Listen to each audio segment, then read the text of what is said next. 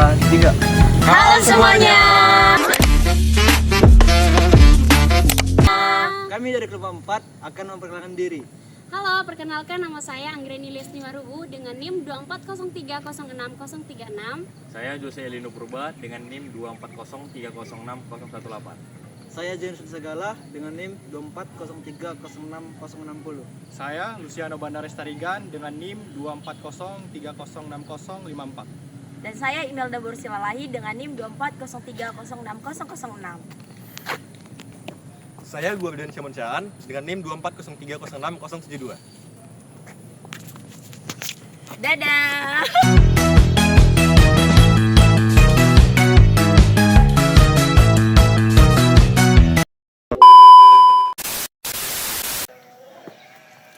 Selamat pagi semuanya. Di sini kami telah berada di tempat peternak jangkrik yang bernama Ibu Lestari. Ayo kita langsung masuk saja.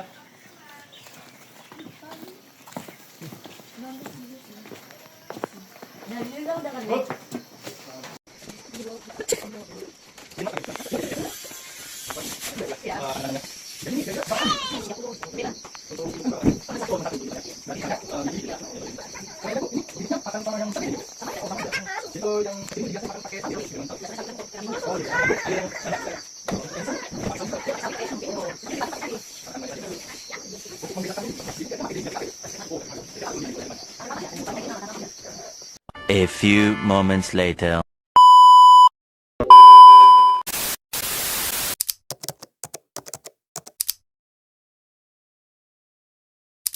Baik, di sini saya akan menjelaskan mengenai perkandangan dalam peternakan jangkrik ini. Nah, di sini untuk panjang lebar dan tingginya, untuk panjangnya sendiri terdiri dari 70 cm, untuk lebarnya ini terdiri dari 28 cm dan tingginya adalah 25 cm. Dan di sini dibuat oli dengan tujuan agar semut-semut tidak naik ke dalam kandang. Untuk dalam kandang sendiri, terlihat di pinggirnya ini disemen dengan tujuan agar hamanya dapat mati, dan di atasnya ini dibuat lakban supaya jangkriknya tidak dapat melompat ke atas.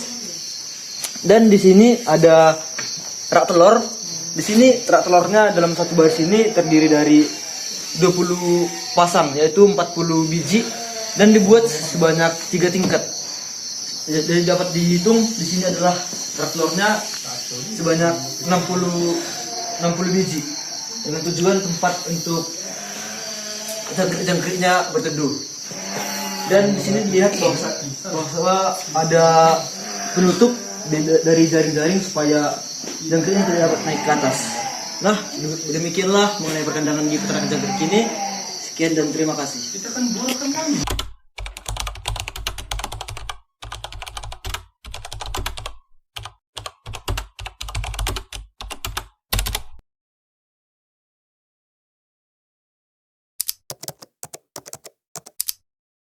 Selanjutnya saya akan menjelaskan tentang di mana Ibu Lestari memiliki 32 box untuk memelihara ternak jangkriknya, di mana di dalam 32 box tersebut terdapat bibit dan indukan untuk periode selanjutnya. Adapun biaya awal yang dikeluarkan Ibu Lestari untuk usahanya sebesar 4 juta untuk 10 box, dan usaha Ibu Lestari ini sudah berjalan selama 4 tahun.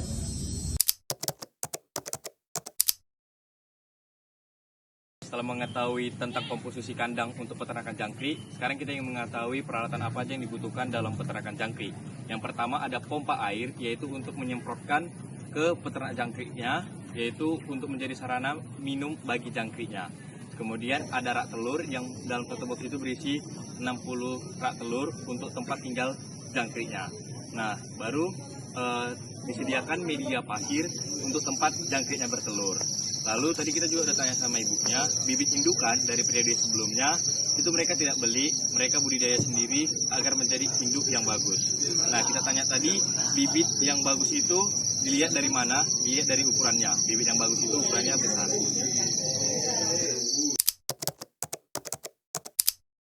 Baik, di sini saya akan menjelaskan tentang manajemen reproduksi dan perkawinan pada jangkrik di peternakan jangkrik Bulestari.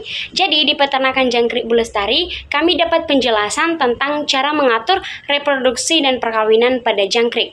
Nah, biasanya di peternakan jangkrik Bulestari, satu jantan dipasangkan dengan 5-10 betina di dalam satu kandang, dan di dalam kandang tersebut ada karton atau egg tray sebagai tempat sembunyi, dan juga ada wadah tanah lembab untuk betina meletakkan telurnya.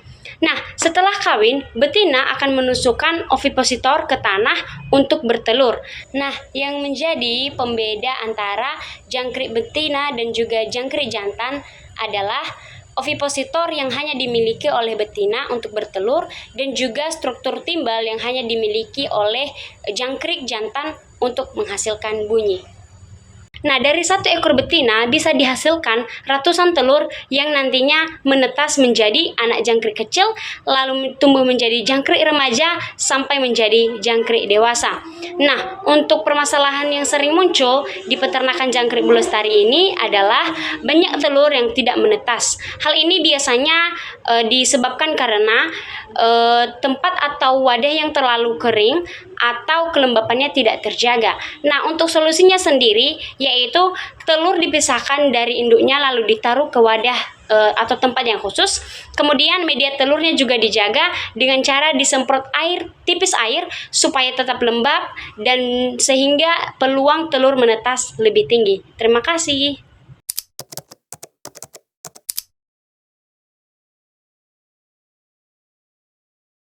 Di sini saya akan menjelaskan tentang pakan yang diberikan Ibu Lestari kepada ternak jangkriknya dan kandungan apa saja yang terdapat dalam pakan tersebut.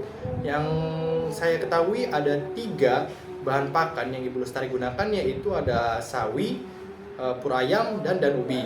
Nah, untuk sawi sendiri, protein kasarnya ada 2%, serat kasarnya ada 1%, lemaknya ada 0%, airnya ada 92%, dan karbohidratnya ada 4%. Untuk pur ayam, protein kasarnya ada 20%, serat kasarnya 5%, lemaknya 4%, airnya 12%, dan karbohidratnya 55%.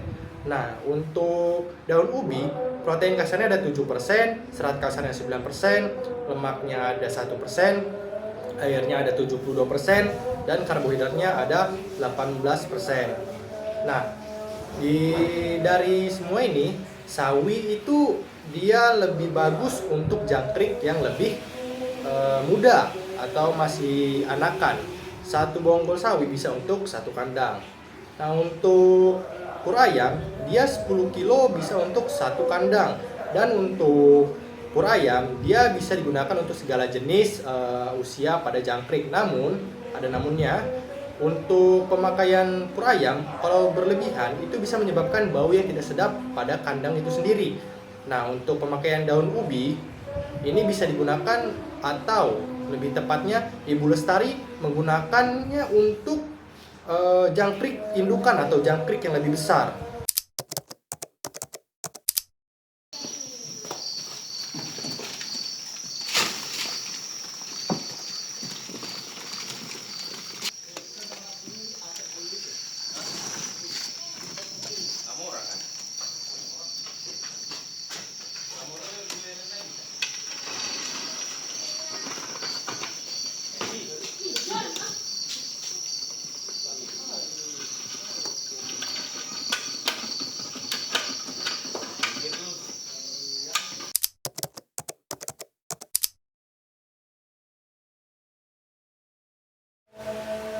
Baik, di sini saya akan menjelaskan analisis usaha ternak jangkrik periode 35 hari dengan 25 box panen.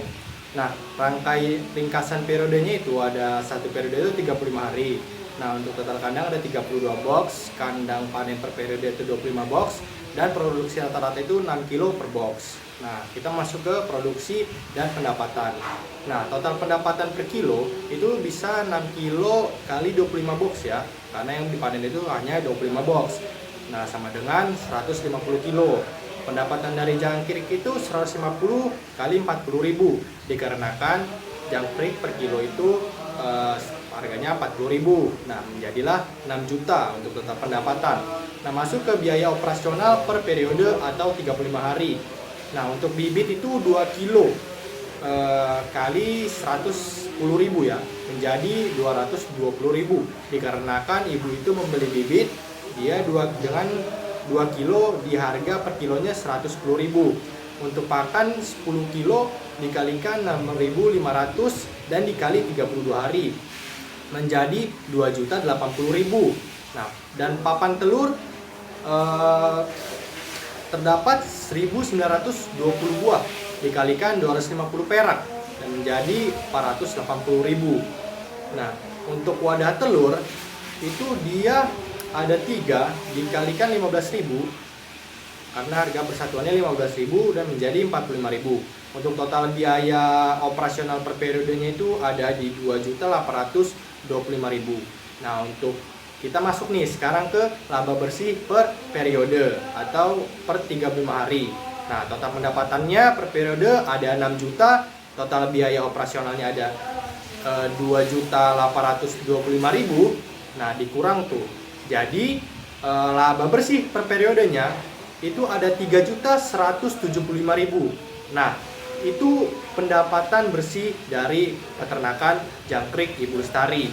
Sekian saja penjelasan saya terhadap analisis usaha ternak jangkrik Ibu Lestari.